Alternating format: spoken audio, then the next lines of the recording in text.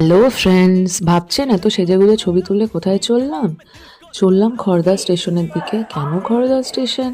গন্তব্যস্থল ছিল ব্যারাকপুর। তো আমরা খড়দা স্টেশনে দাঁড়িয়েছিলাম ট্রেন ধরবো বলে।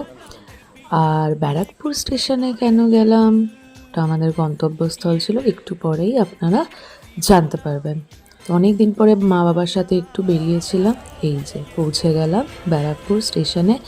এবারে হেঁটে হেঁটে আমরা চললাম জয়ন্তী সিনেমার দিকে, বিকজ ফাইনাল আমাদের গন্তব্যস্থল ছিল জয়ন্তী সিনেমা।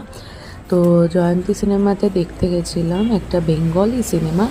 কোন সিনেমাটা দেখতে গেছিলাম একটু পরেই তোমরা জানতে পারবে।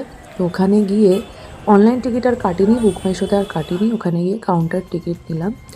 তো কাউন্টার টিকিটে মোটামুটি ভালো সিটই পাওয়া গেছিলো। তো গেলাম ওখানে, এই যে ক্রিসমাস ট্রি দাঁড়িয়েছিল, তো ছবি কেন তুলব না।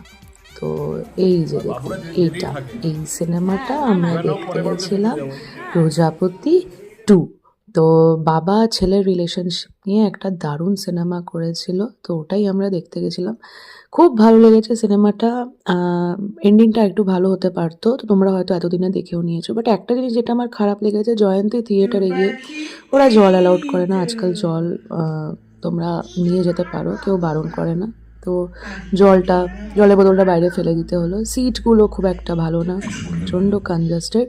বাট হ্যাঁ, ঠিক আছে মোটামুটি। চলো, বাই বাই। সাবস্ক্রাইব কেমন লাগলো অবশ্যই জানিও।